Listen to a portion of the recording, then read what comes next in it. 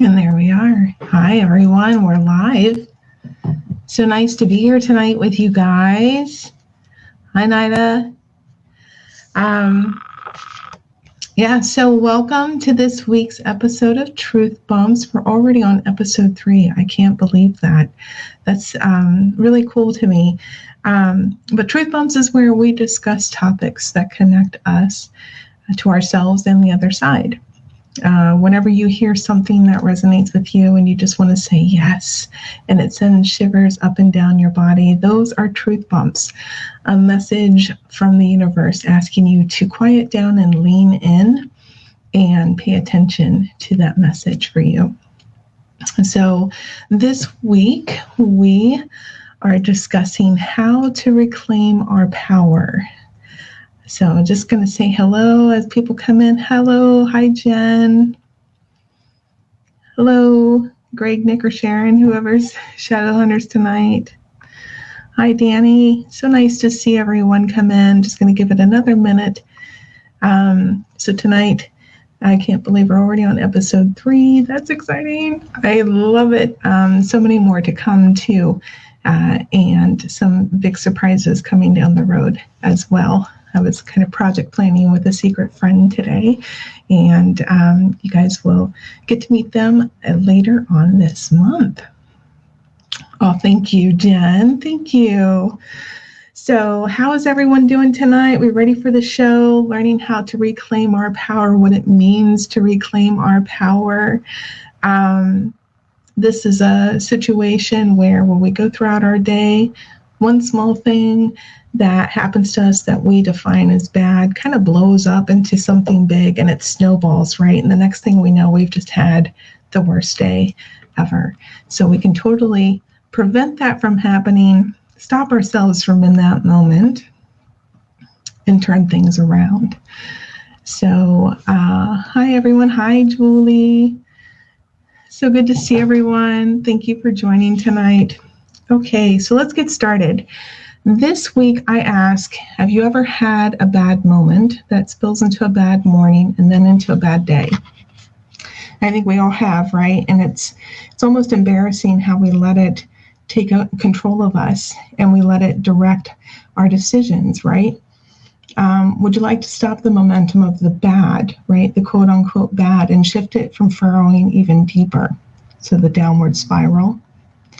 Every one of us has the ability to own how we feel and show up in the world by creating and maintaining our own peace. So tonight, I'd like to discuss how to reclaim our power and keep ourselves from falling into the trap of low vibrational moments.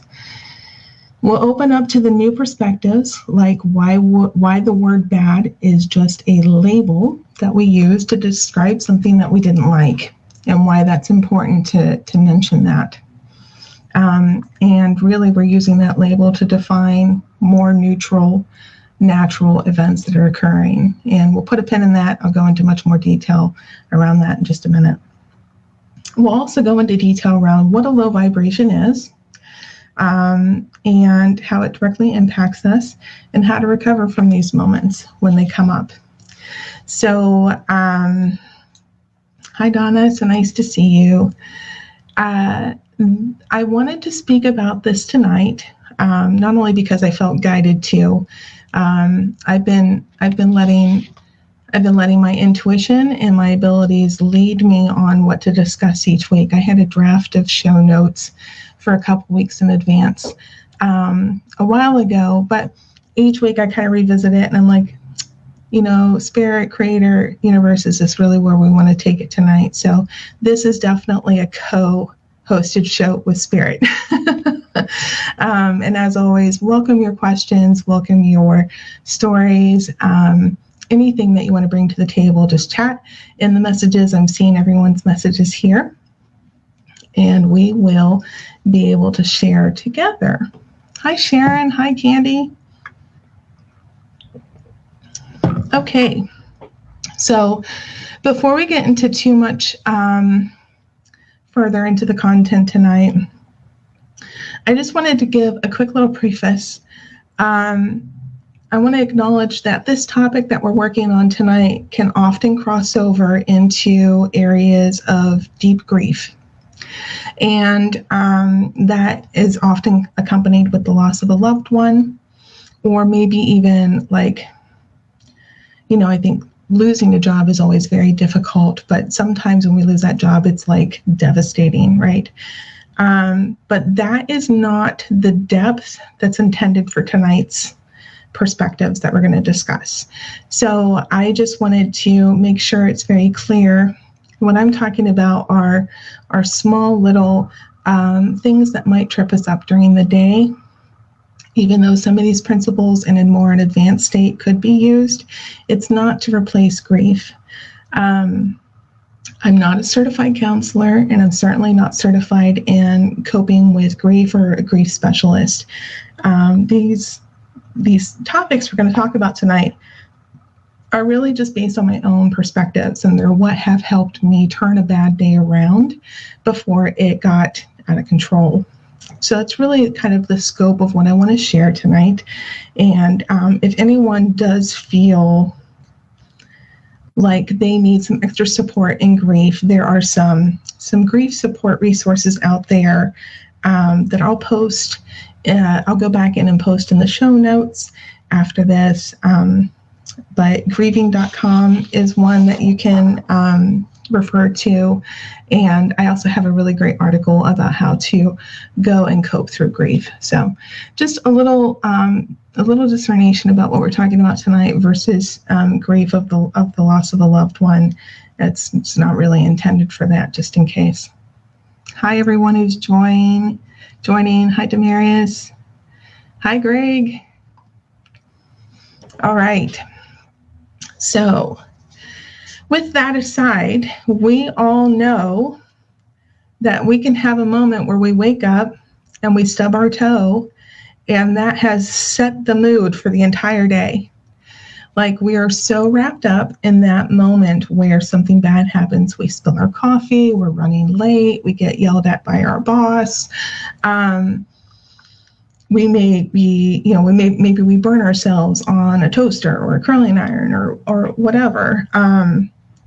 Those little moments, if we don't catch them and take a deep breath and repause, they have a tendency to start a seed that grows very quickly for the rest of the day.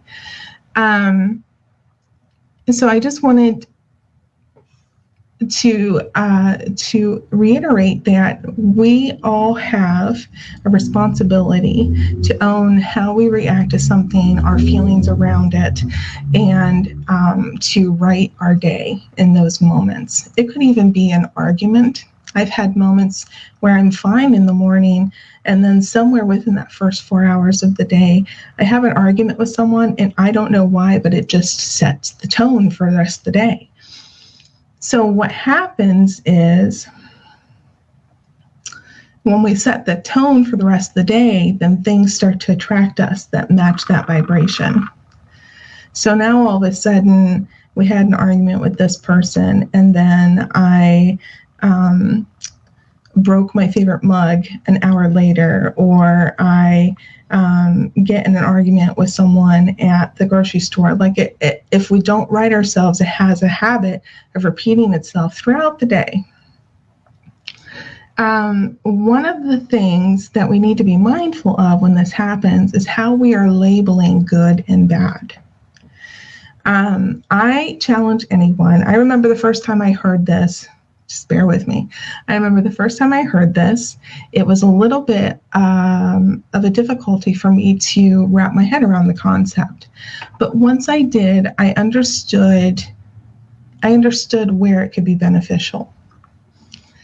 I'm going to say, or I'm going to suggest, that there is nothing in this world that's good or bad. I know it can be controversial when you really think about it. And again, I want to keep a certain level. We're not talking about really deep stuff here. We're not talking about passed on loved ones or heinous crimes. Just keep it at the stuff that happens on our daily lives, right? There is really nothing good or bad.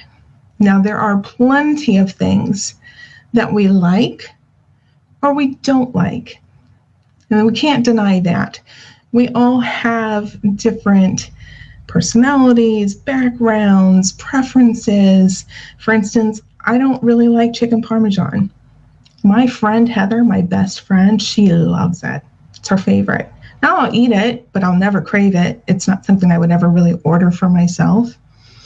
But just because I don't like it and Heather does that make her a bad person? Does that make chicken parm bad? It doesn't. That same thing can be applied to when we break a mug or when we get pulled over for a ticket. We may not like what's happening, but in the universe, everything's much more neutral than what we like to perceive it. So let's see here. There's always something that we can gain from these little experiences. If there is, okay, so here's a real story that just happened like a month ago. Before I met my husband, I had this crate of random TV components and computer component cables. I'm in IT, so I like to have spare cables in case you ever need an HDMI or a USB or a mini USB. They're just all in that one case. And I had a reason to pull from that case, but I couldn't find it, didn't know where it was. I think the last time that we saw it, my husband had filed it. And so I'm asking him where this is at. And so what had happened was he needed the container for some of his own organization, and he had reorganized the cables in other containers, and I just didn't know about it.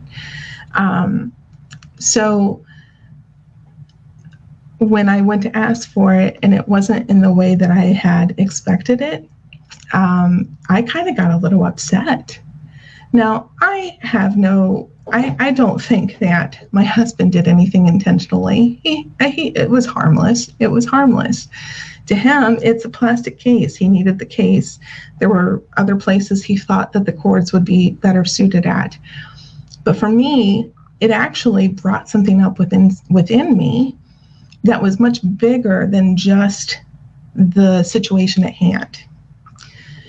And so we took some space from it, and I had the responsibility to understand why I was feeling the way that I was feeling. Why am I so upset by this stupid little case? And through some reflection and some openness, I actually understood that case meant a lot more to me than just what meets the eye. It was like a sense of security or independence that I was holding in myself, in my subconscious, that was innately and like unintentionally threatened. So once I was able to be aware of that, then I could address these things within myself and not allow it to carry on over days, and not allow it to carry on over the rest of the day.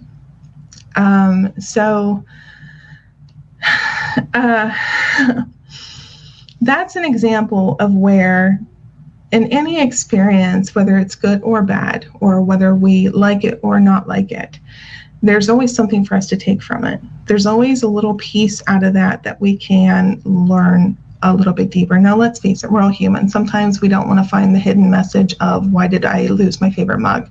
But if you are so compelled to, if you're driven to, the universe is definitely going to support you in that, and it's only going to allow you to have a better relationship with yourself and understand what drives some of your decisions.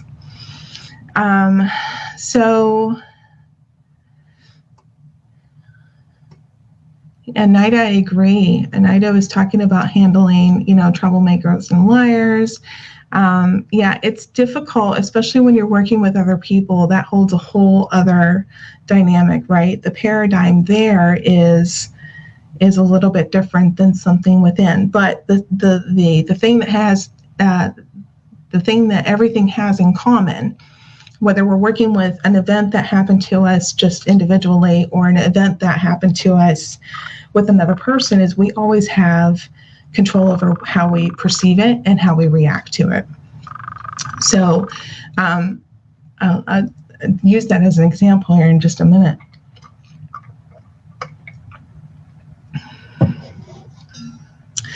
So when we're talking about events that we don't like, I'm sure everyone can think about an event that they had that in the moment they were just really struggling with. And it was maybe months or years later that they realized, wow, that event was really challenging at the time, but it allowed me to grow and develop. It was actually so much better for me in the end. Sometimes we have the challenge of going through those moments to see what's for us on the other side. A really good example of this is if we lose a job. Losing a job can be so scary, and it can be really upsetting, especially if you spend a lot of time there and developing a lot of relationships and rapport, and you've put a lot of your energy into it, and for whatever the reason, in the end, you get laid off or your position is canceled. That can be a really upsetting scenario. But most of the time, not always, but most of the time when I talk to people who have lost their jobs, and once they've gotten on the other side of it, they're so much happier, right? They understand now why they had to go through that then, because it was kind of like the universe helping them to realign. So I bring up these examples only to ask us to challenge the way that we look at things. And instead of using labels like good versus bad, start defining them for what they are, things that we like or that we don't like. Because what we like versus what we don't like is actually feedback from the universe. And that's how it helps us to attune vibrationally to what we want.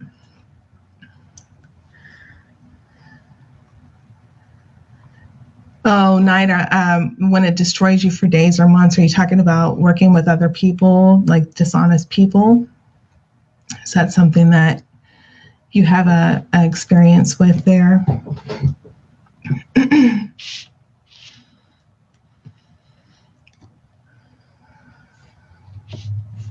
So, yeah, that I would say, depending on the severity of the betrayal, that definitely kind of goes closer to that sense of grief and loss. Grief is when we lose something, we grieve. Just a quick note. Now that loss can be big or it can be small. I've grieved favorite pens before. Like that literally took me a second to get over and understand that favorite pen of mine was gone and I wasn't going to get that back. But when we lose someone's trust, or when we lose someone we love, or a job, that can be so catastrophic in the moment that it takes more time to process beyond what we're talking about here today. Like those things will probably take time for grief to come up naturally and be felt with and healed through. I just want to add to everyone listening, grief is not something to be ignored. And we live, unfortunately, in a society that wants us to ignore it. So again, if anyone is working through grief and they could use a little extra support, I'll have some support options in the comments of the show notes afterwards. I'll go back in and paste those in. So yeah, I mean, anything. Now, I mean, if you've just got an acquaintance and that you find that they end up being dishonest, then, that could be an opportunity for you to be able to say, all right, what was really lost here? This is their loss or my loss. I have an opportunity here to really sit down and figure out why I am so upset about this event with this person I didn't know as well as others. But like if it's a really big betrayal, someone that you really trusted and loved, that might be a little bit closer to the grief spectrum. So when we talk about these things that happen to us that we don't like, I think we have a tendency to take things personally. Like, why is this happening to me? I mean, how many times have we asked that? And that is really the start of where we get into this downward spiral. The moment we start feeling like everything is happening to me instead of happening for you. And so what I mean by that is, like, the universe is actually more of a neutral space, time, dimension, thing, being, entity. Like it's more neutral, like nature. So we wouldn't necessarily see a predator in nature just trying to survive and consider them evil. That is just what happens, right? Even though we may not like it, we may not, like to watch it or think about it, but naturally, that is what's happening in nature all around us. Similarly, whenever there's something that has crossed our paths that isn't quite in alignment with us, or if we're constantly thinking negative thoughts in our head and it's not for our highest and greatest good, the universe may come in and put something there to stop us from repeating that pattern, or ask us to stop and think. And sometimes those things that come in can be perceived as things that we don't like, so we have the choice of dealing with them the way that we want to.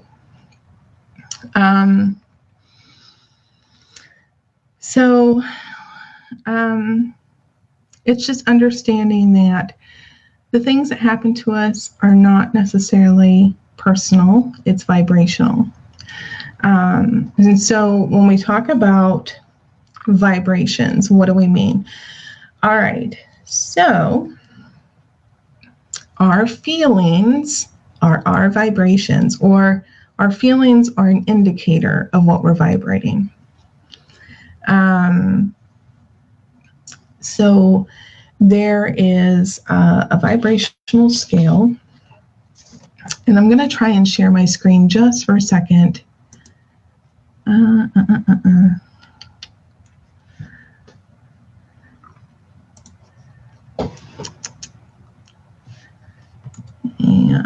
let's see if we can. All right, can someone just confirm that you guys can see this little scale here?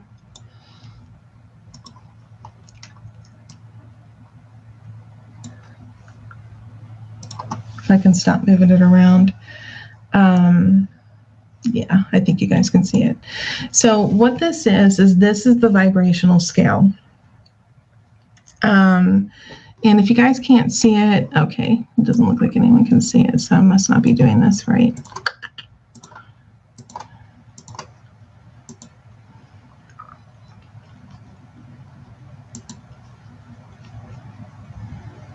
Oh, it's coming up now. So the vibrational scale, while this is coming up,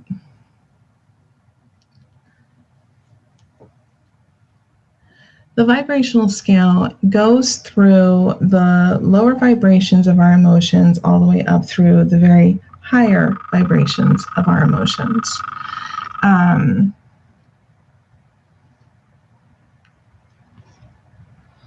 And so at the very bottom of the scale is shame. That is one of the most lower vibrating emotions that we can have.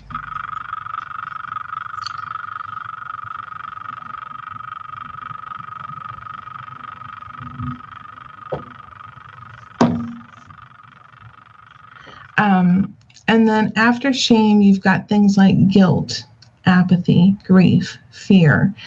And so what happens is each one of these emotions actually emit a certain vibration.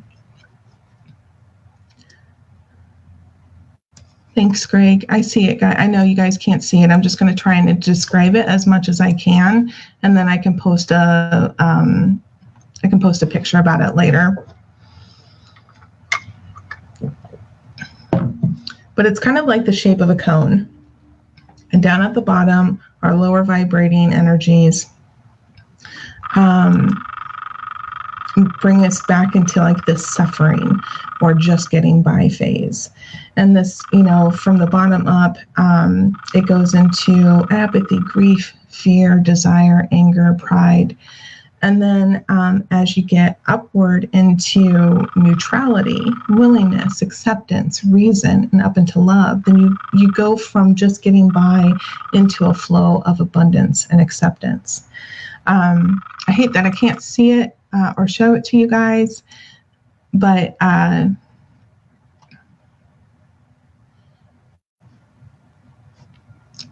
I'll just have to go back in later and try and show that to you guys. So this scale of vibrations, when we talk about lower vibrations and what those are, they're the ones at the bottom that keep us vibrating very low. So like when we get angry or when we get fearful, shameful, if something happens that we get shameful, all of those things can affect us and start pulling us down even farther. So what I'm trying to say is, let's say that we're vibrating at an acceptance. We wake up in the morning, or a neutral, really. We wake up in the morning and we're pretty neutral about our day and what's going on, right? And all of a sudden something happens. Maybe we slip and fall in the shower and we really hurt ourselves. And then all of a sudden we might have to... no, that's my chair, you guys. I can't help it. It squeaks. So sometimes we go and we drop from neutrality down into anger or fear, or somewhere in the suffering end of this spectrum.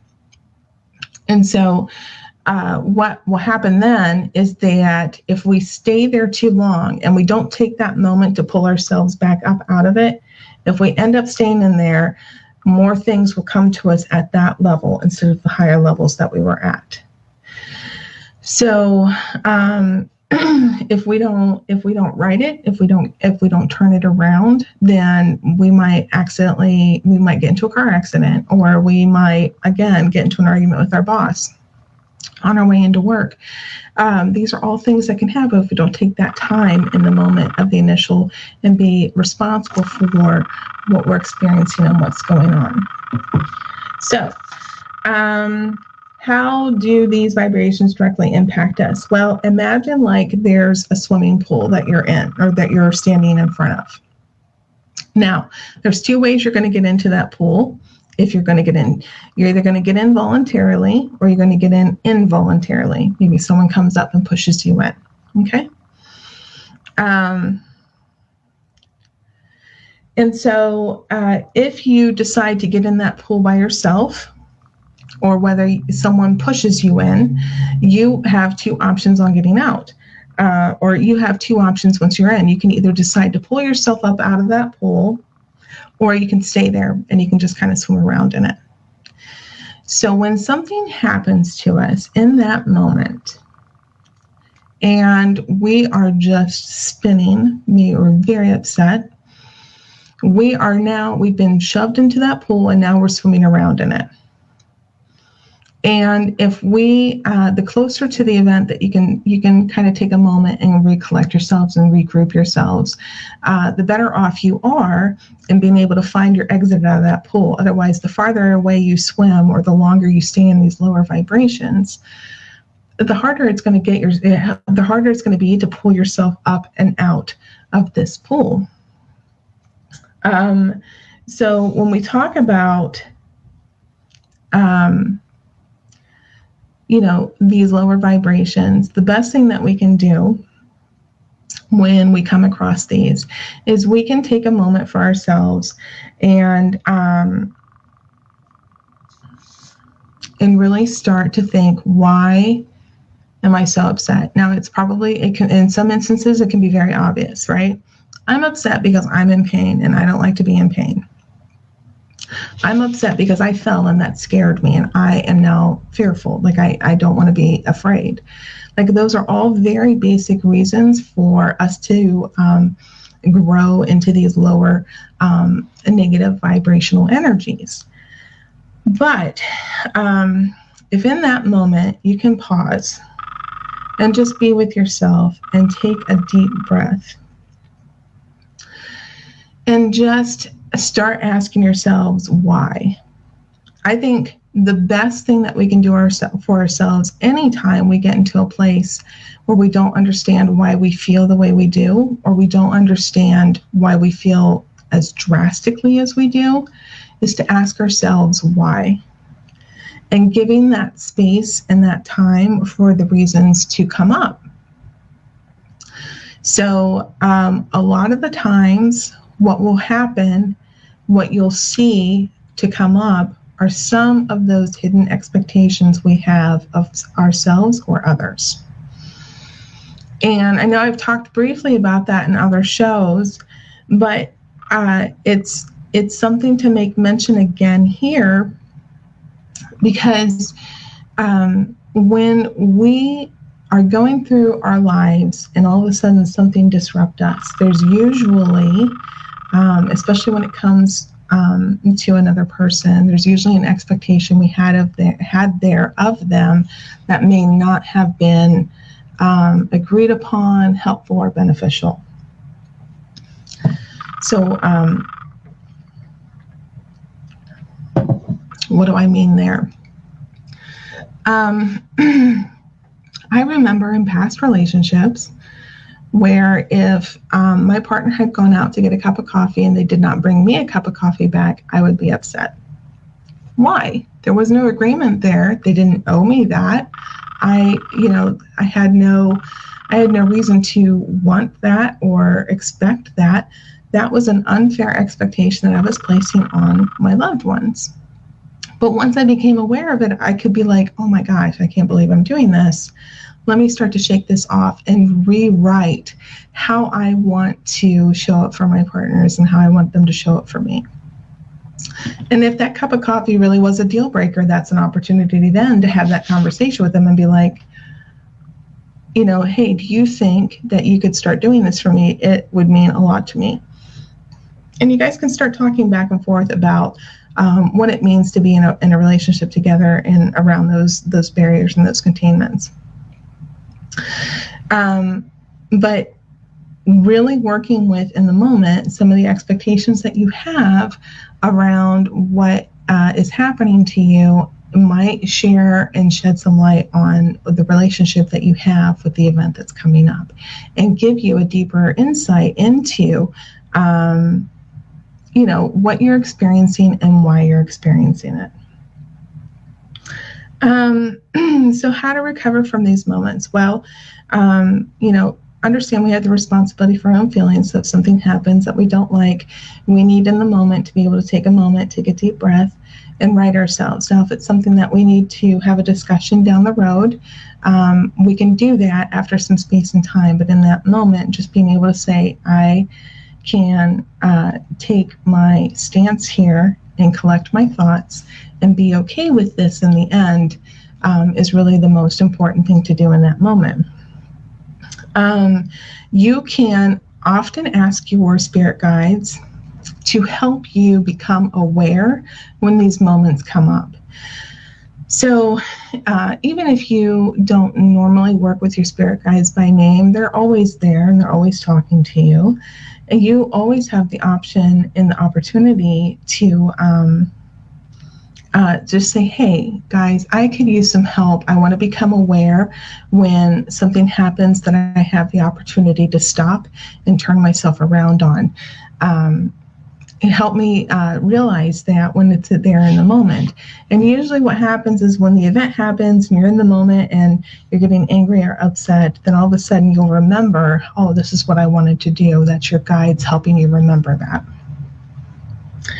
And then when you acknowledge this is what I didn't like about, or when you acknowledge that this event that you didn't like happened, then start doing some of those deeper, just quick questions like, what is it about this that I didn't like?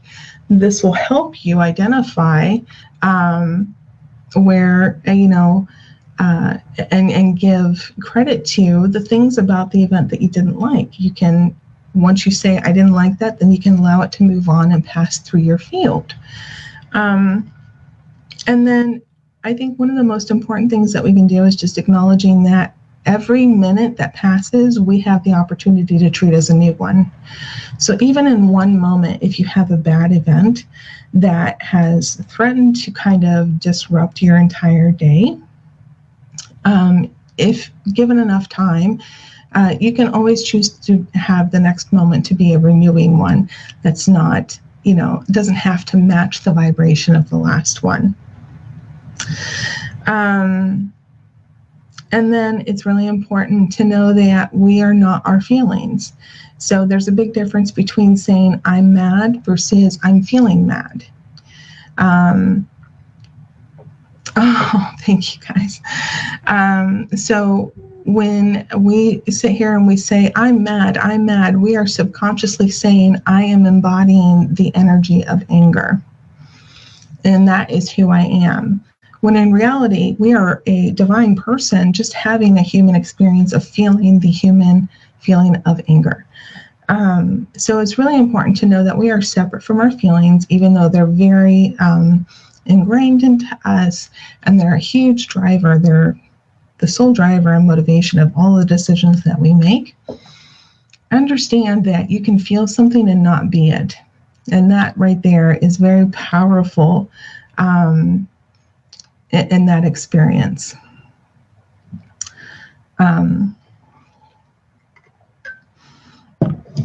Oh, hi, Scotty. Thank you. Oh, thank you. Thank you, everyone. So does this resonate with anyone? Has anyone had that moment where they have something that kind of blindsides them and they're like, I don't know why I reacted quite that poorly, or I don't know why I reacted that drastically. Yeah, thank you, Scotty. Thank you so much. You're so sweet. I appreciate that. I love you too. But yeah, when we're going through these moments and we're really blindsided by the way that we are reacting to something, I think we owe it to ourselves to better understand what's happening, why it's happening, so that we can regain our power. The alternative is to allow that moment and that feeling to swipe us and carry us away, almost like a tornado in Wizard of Oz, and really take away our control over what's happening and how we're reacting to it. And we can lose our control over that very quickly. So a few quick tips on how to raise your vibration. And let me know in the comments if anyone resonates with some of these, if these are things that you've tried, or if you've got other ideas that you've tried. I'd love to hear those too. But so really, I'm going to go back to expectations just for a moment. Once we realize that we've been expecting something that is maybe been unfair or unspoken, when we can acknowledge that and release it, oh my gosh, is it so freeing. There's that chipmunk again, or cricket, whatever you guys were calling it. I'm going to have to get a better chair.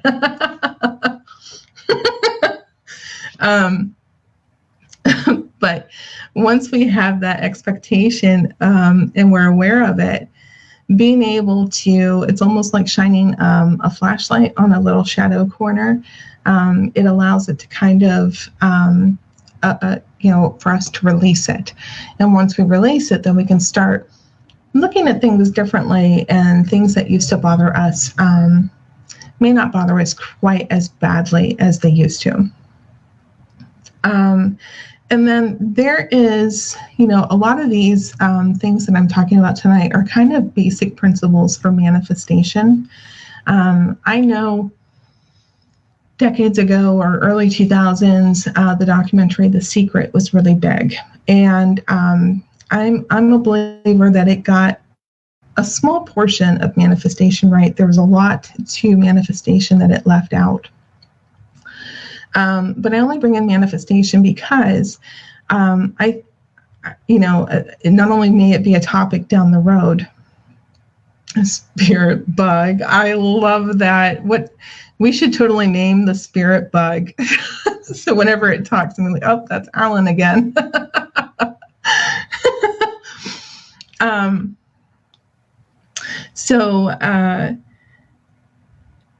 When we're talking about expectations, I just want to do a quick plug and ask everyone to recognize the difference between a desire or a want and an expectation. They're kind of two different things.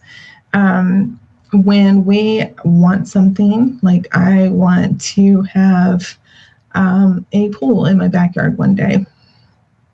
And not really, but just saying, but hypothetically, when we're saying that this is a desire that I want, that's much different than expecting something from the universe or expecting something from someone.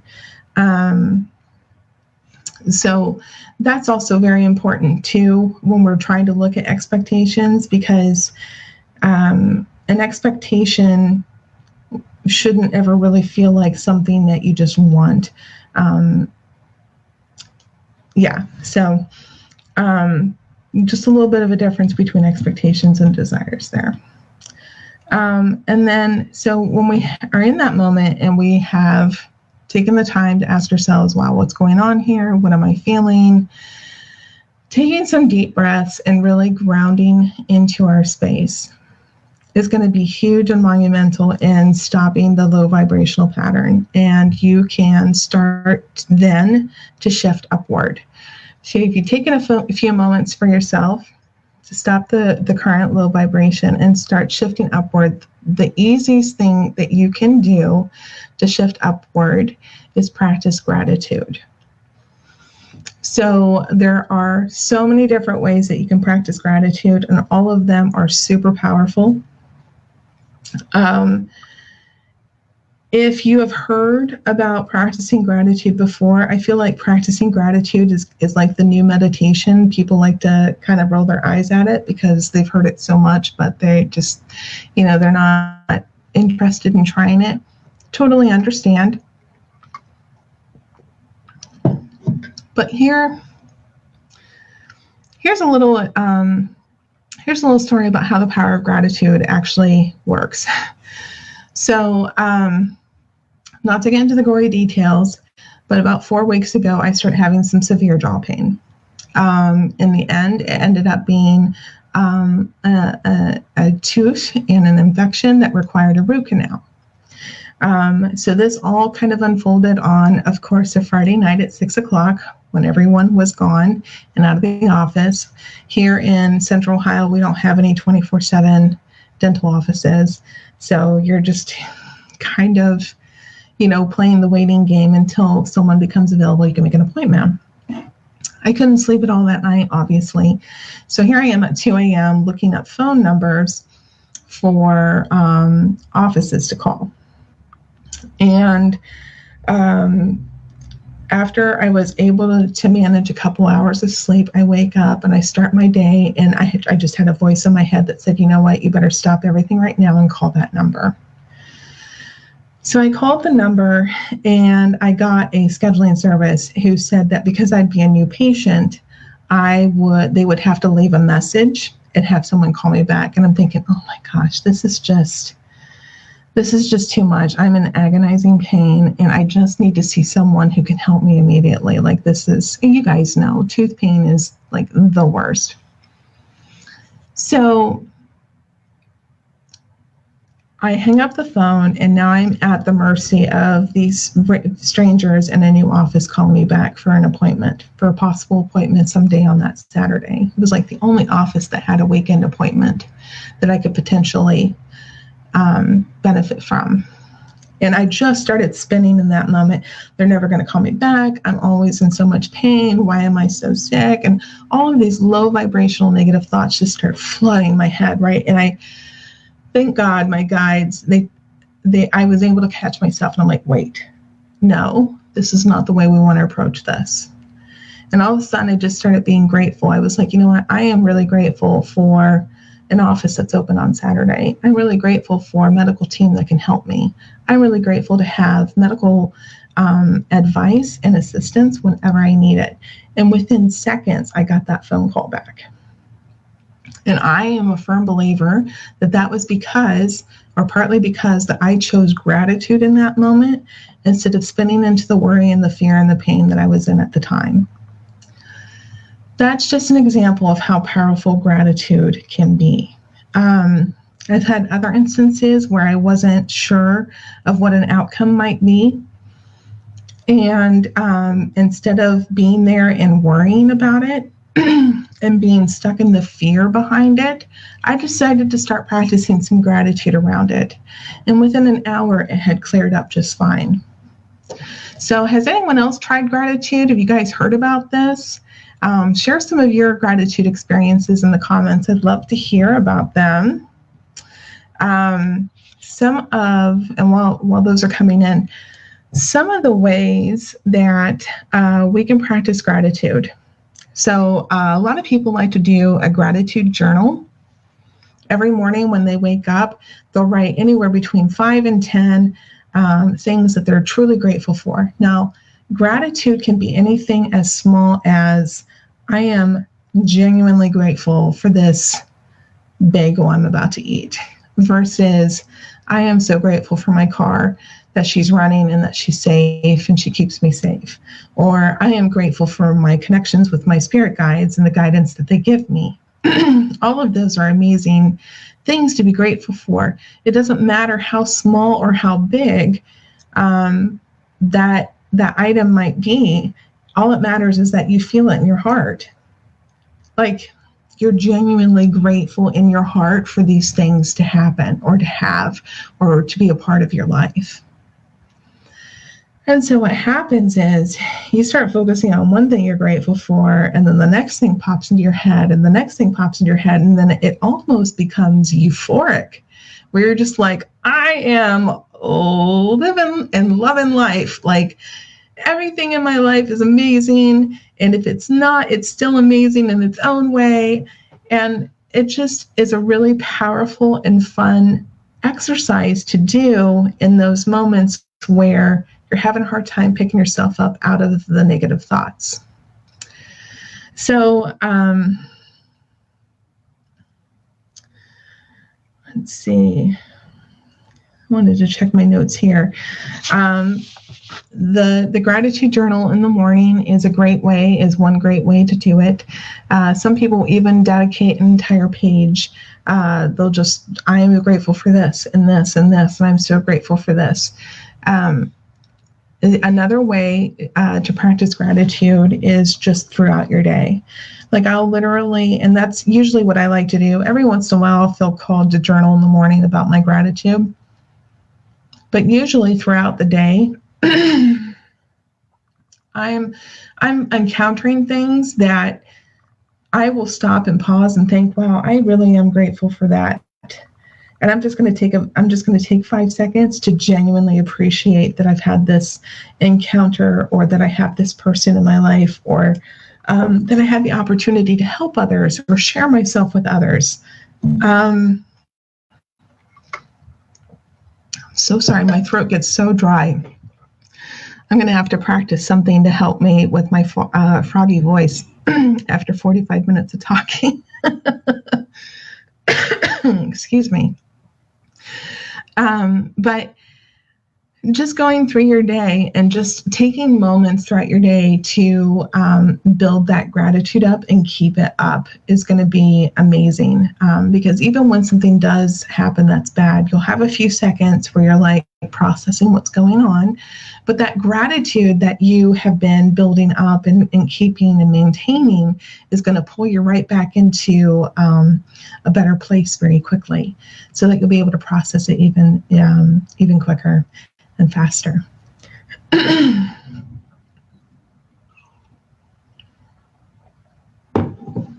So, and then the last thing that I would recommend through this process, or the last few things I would mention in this process, is that it takes time and it takes practice.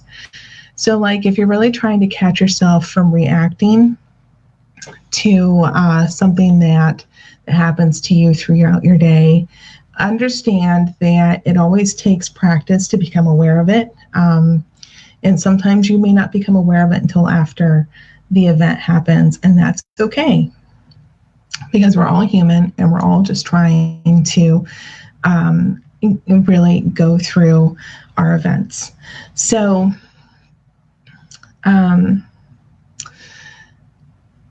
the other thing too is not to be too hard on yourself. So like if you do have an event and you feel like you really messed up big time, and you're just like really upset with the way that you reacted to something instead of processing it. Don't beat yourself up too hard, because what happens is, back when I did a crazy job at explaining this vibrational cone that never shared with you guys. In fact, on my side, it's frozen my screen.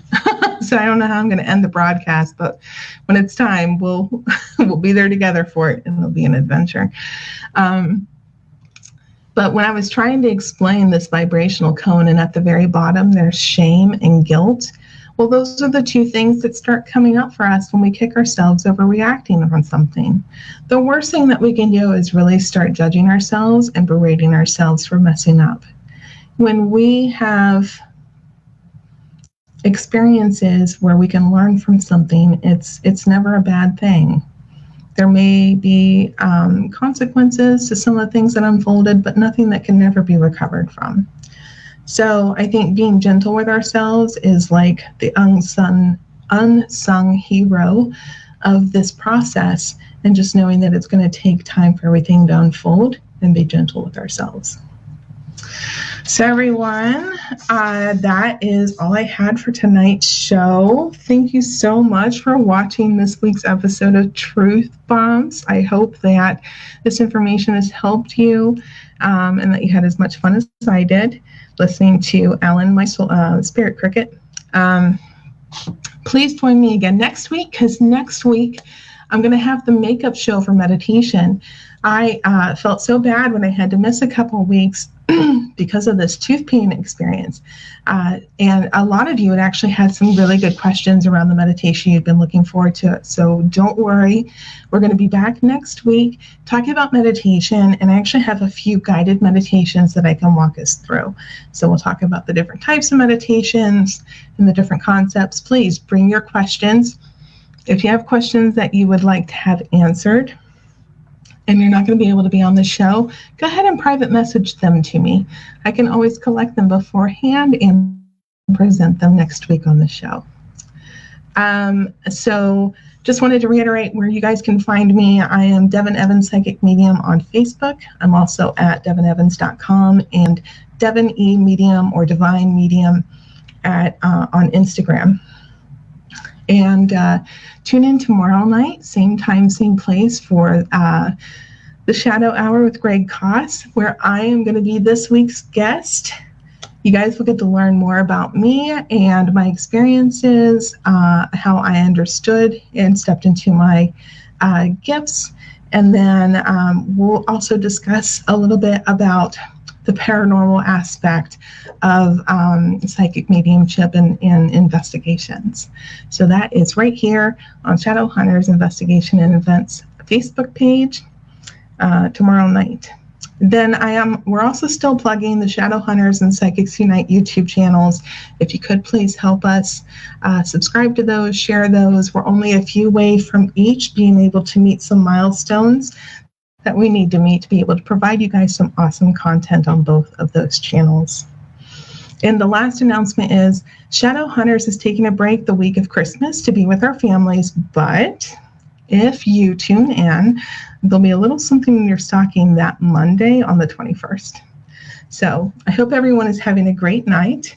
I'm kind of stalling because I don't know how to end the broadcast. My screen is completely frozen. So just bear with me and pretend everything is smooth and happy and shiny.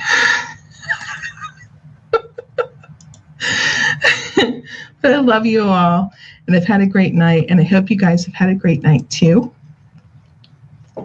And let's see if this is just going to take a moment. We're just going to be stuck here. All right. Good night, everyone.